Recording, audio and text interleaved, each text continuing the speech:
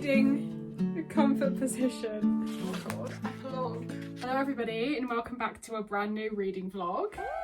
Today we're doing something exciting and I don't quite know how to explain it. We are going to be looking at the height of BookTok. We are looking at those popular BookTok books that were originally meant to be standalones, and we are reading the sequels the authors have written because book one was such a success, if that makes sense. So I'm talking about things like how Colleen Hoover wrote It Starts With Us after it ends with us, because even though It Ends With Us is a complete story and a standalone in itself, people loved it so much that writing It Starts With Us, like, that was naturally going to be a successful book. So I hope that makes sense and I hope I'm conveying what I'm trying to convey. I have a couple on my physical TBR. One that literally got delivered yesterday isn't actually out yet. Waterstones delivered it early, which thank goodness the Waterstones guys pulled through because I'm so excited for this book. I have a couple more on my physical TBR that have been set on here for a while, but we are rewinding back to BookTok when BookTok kind of became big with some of these books.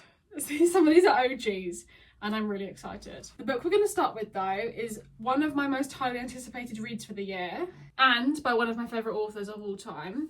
It is Past, Present or Future by Rachel and Solomon. This follows Today, Tonight, Tomorrow. This is 100% one of my favourite YA books of all time. Between this and Better Than the Movies by Lynn Painter. I recently found a signed copy in Waterstones Piccadilly and when I saw it my life was complete. So I'm very excited. If you haven't read Today, Tonight, Tomorrow, I highly urge you. I'm not even a YA fan, but this was just next level.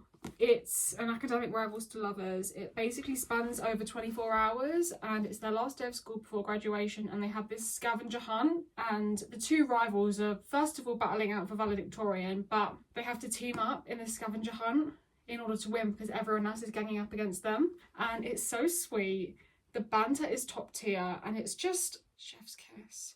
So like I said, I think this ends basically with them graduating and it ends with them together and I'm scared. I'm scared. Rachel and Solomon is one of my favourite authors of all time. So I'm scared. Like, is this going to be... I haven't even read the blurb, but is this going to be stress? Is this going to be cute? Like, what's going to happen? I don't know. I'm going to quickly read the blurb and then I'll give you... Do I read the blurb or do I leave it as a surprise? No, we'll read the blurb and then I'll give you my thoughts. Oh no. Oh no. This is going to destroy me, I can already tell. They've spent so many years at odds with each other.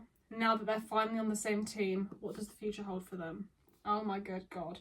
So this follows them in college. So Rowan is in Boston and Neil is in New York. That's all I'm going to say. Like I said, I don't really know what's in store for me, but I'm terrified. I'm very excited. My plan is to read this whole thing today. I'm going to go to my local coffee shop, go and get a chai latte, maybe a mint tea. We'll see. And start reading this. The writing's very much, there's not much writing on each page and it's only 370 pages. So this is going to be light work, I think. I'm really hoping it's good. I haven't got anticipations for a 5-star because this was a 5-star. And I don't think it's going to be a 5-star, but I think I'm really going to enjoy it and I'm so excited. So let's start Past, Present and Future. Let's go to this coffee shop and let's have a good time. I'm so excited. This is so highly anticipated.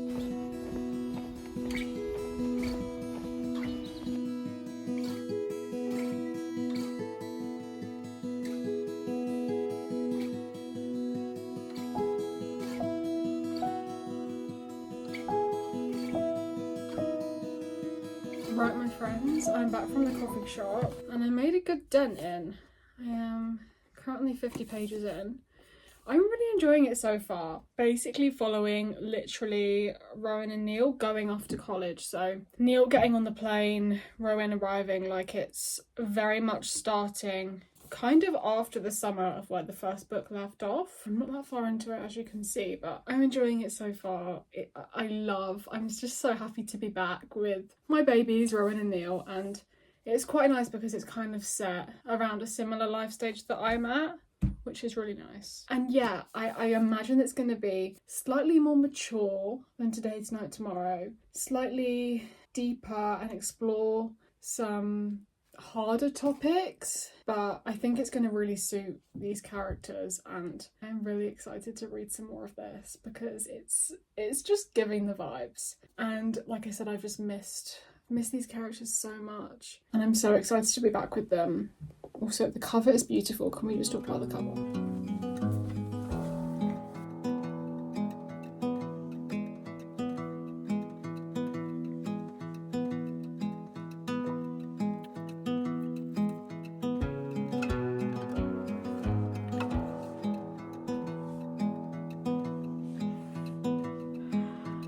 I don't know if these Taylor Swift references are intentional.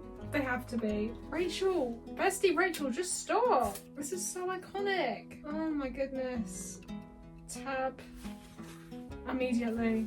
I'm on chapter 7. I am really enjoying it so far. It's exactly what I thought it was going to be. Just more of the characters that we know and love. Just getting more Rowan and Neil, and it's genuinely feeding my soul, and I love it. Like I said, it feels more raw than Today, Tonight, Tomorrow, and I think we're going to really see the struggles that these characters go through in this massive life change that is moving to college, and I'm excited. I'm not gonna lie, I really wish I could get this book on my Kindle, but it's not actually out yet. It doesn't come out till tomorrow because Waterstones delivered it early. So I'm just struggling because it's so uncomfortable to hold, because it's it has no flop. I'm cold still, but you know when you're trying to relax. Basically, I'm the queen of comfort, and if I'm not comfortable, then I can't do anything. So I'm cold, but my hood on my hoodie is annoying me. Would you believe it's June and I have a sweatshirt and joggers on? I mean, it's criminal, really. I've got half a cup of green mint, Twinings mint green tea. Haven't used my grommet mug in a while, but my favourite mug, hands down. I wish I could get it on my Kindle. We're that far through. We're getting there. We're getting there.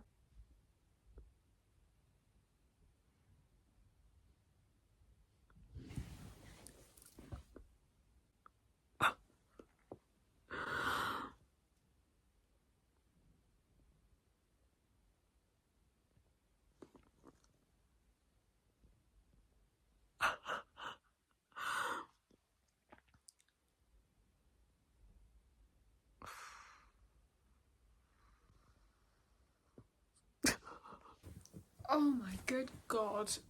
So it took a turn and I'm emotionally vulnerable right now. I have like 100 pages left. This book is phenomenal. It has completely exceeded my expectations, and this is how a sequel to a standalone should be done. I have never read a sequel to a standalone like this. Oh my God. I just need some time to process what I've read. I need a break because I am in despair. I want to admire Rachel Lynn Solomon's writing. She is one of my favourite authors ever. Her writing is so sweet and so sincere, and the way she writes is just so poetic, and the vulnerability that she showcases is just so touching. I have never read intimate scenes like I have in this book. I am astounded by the quality of the writing, and not because I know Rachel and Solomon can write a good book, but the quality of the writing, potentially this is the best book yet, and I've pretty much read all of her books, I think, apart from one. Just the quality of the writing is just blowing my mind. This is not for the faint of heart, I think, because Rowan and Neil are at a very similar sort of age to me in this book, and kind of going through similar things, sort of, and it's very relatable. Neil is the definition of this is me trying. Oh my goodness, it's painfully relatable at times, and I just feel so touched and validated, and just everything. The best way I can describe this book is everything in this book feels like it's right there in front of me, and I can feel everything as if it's me in the scenario. Not even in terms of I can relate to this, but everything is just so real and realistic and within grasp to comprehend. And I just feel so immersed in this story and the scenes and everything that's happening, and it's emotionally taxing at times. I don't want to put this out in the universe just yet because I still have 100 pages left, but it has 5-star potential, which I have read over 60 books this year. I've had 3 5-stars so far, so if this is a 5-star, I need this to be a 5-star. But like I said, I'm just gonna put that to the side. We're not gonna get our hopes up, but it has 5-star potential. It's 100% a 4.5 or above. but it has 5-star potential. I need to just take a little break. I'm gonna 100% finish this tonight, but like I said, I need a bit of a break just to calm myself down because I don't really cry at books. It doesn't really, I just struggle to get that emotionally invested in something that to the point that it brings me to tears. This is bringing me pretty close. It's perfect. So far it's perfect.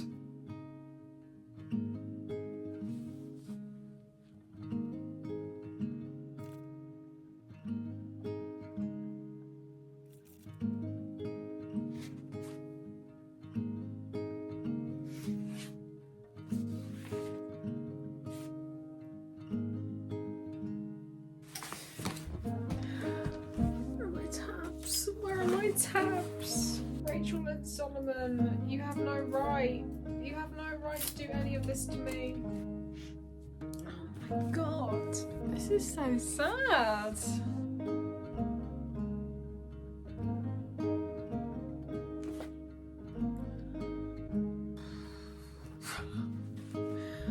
I am worried for myself. I'm gonna cry. Surely no. Epilogue 3 years later. I'm aware it's kind of dark in here. Wow. Just wow. 5 stars immediately. Let me put my fairy lights on and see if it brightens it up a bit. Immediately 5 stars. Oh my goodness. I am speechless. In terms of like words on paper, this is 100% her best book yet.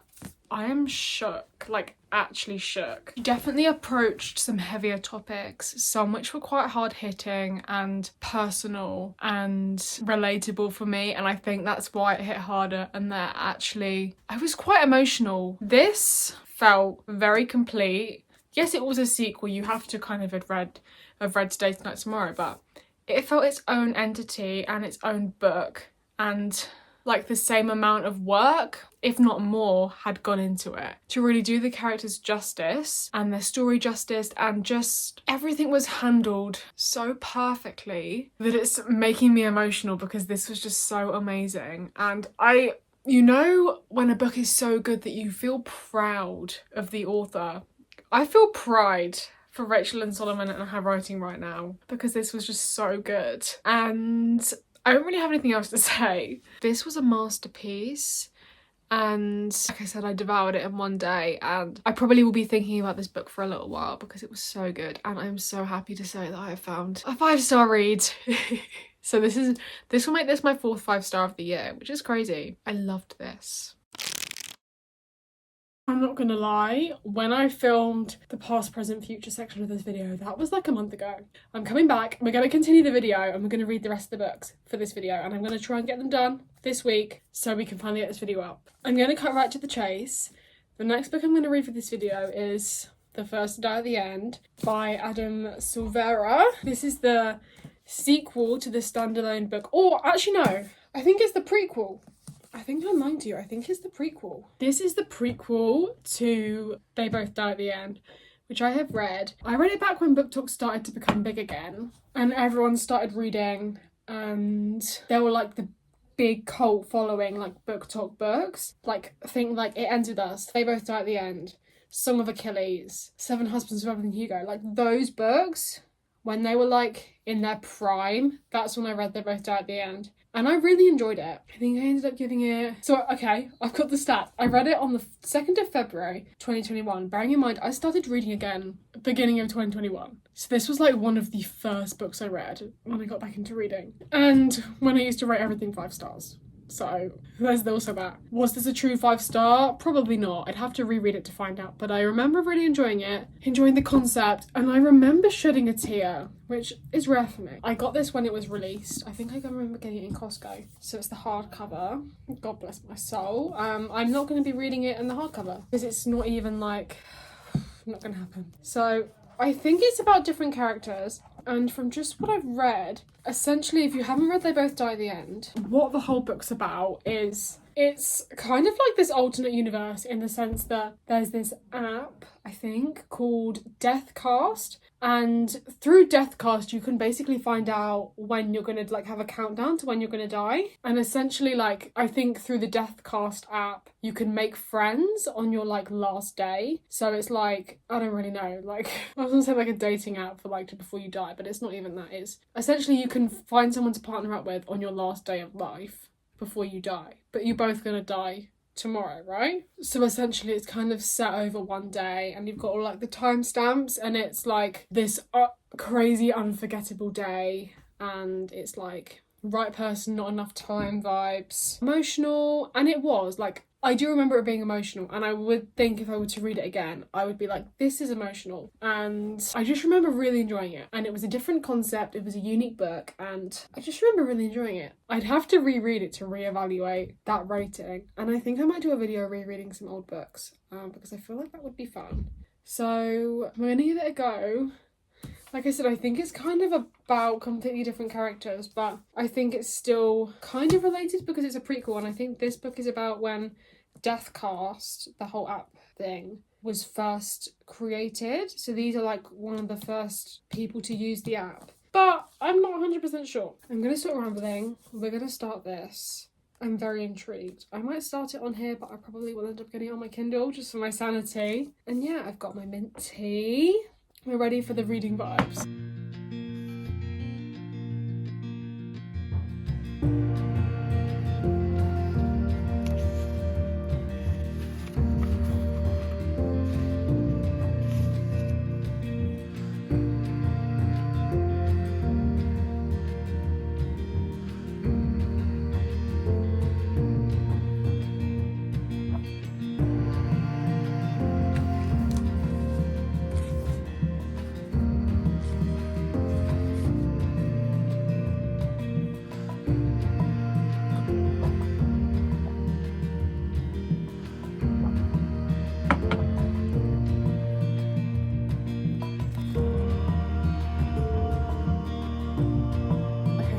To get a bit dark, but I'm going to give you a little premise overview about kind of where we pick up. So I've literally read like 20 pages, but I'm going to give you the vibes. We've got Orion, and he has a really bad heart condition. Like he is like constantly living in fear as to whether like he'll do something that's too, like essentially anything he does could lead to a heart attack, that like overexerts himself. So he's constantly living in fear that he's going to have a heart attack because of his heart condition. So he's like, Deathcast is a good thing because I then know, like, I basically know if I'm doing too much, if it's going to impact me, and it like eases the anxiety for him a little bit. We then meet Valentino. He is like not interested in Deathcast.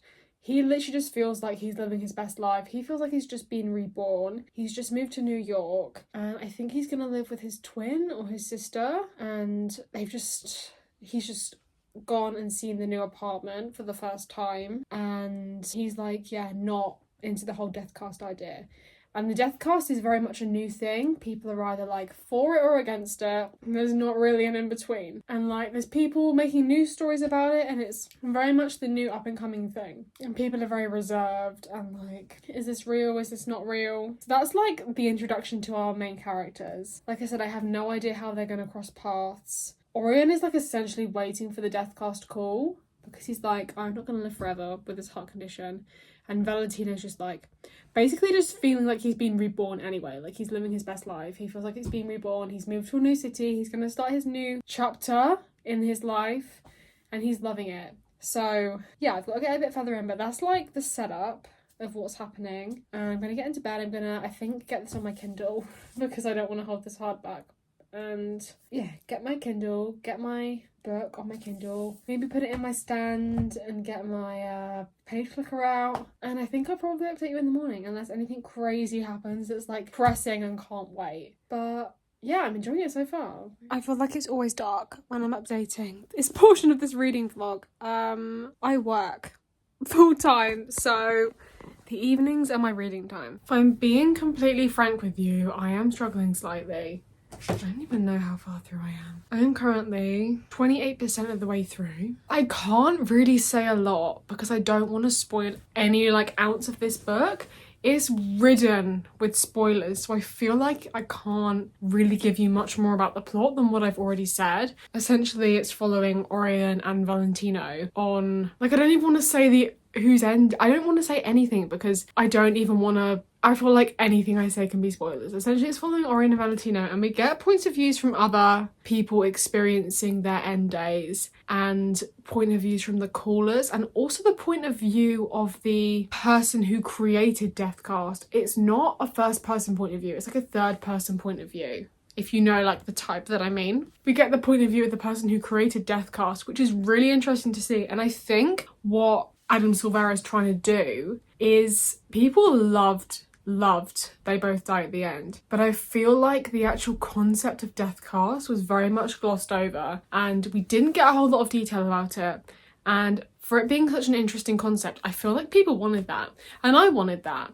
So I feel like that's what he's giving us now and that's what we're getting, and I am enjoying it. I don't know, I'm just struggling to feel compelled to pick it up. Like, I'm struggling to stay engaged, but essentially we know whose end day it is, we know who's gonna die, and I don't know how emotional it's gonna be as of yet. Like I said, I have no idea what's gonna happen, but there's not a lot I can say because spoilers. Maybe I might do a little spoiler section at the end of this, if one, you don't care about spoilers, and or two, if you've read the book, because I feel like that might be interesting to have a little spoiler section, because I feel like I'm gonna have a lot I want to talk about when I get to the end of this. Potentially, I'm not sure, but I feel like I'm going to, and it's just so spoiler ridden right from the start, this book. And like I said, I've kind of said all that I can say that's not spoilers. But I'm gonna try and push through because I need to. And I will probably, I don't know, we'll see. It's currently, what's the time? 9 o'clock. So I want to try and get a good dent of this done tonight.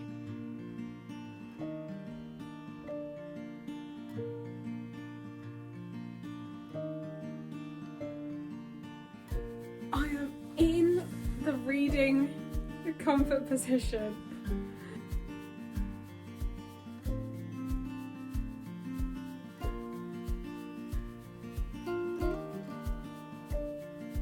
I just finished The First to Die at the End. I'm like, I just don't know. What did I do?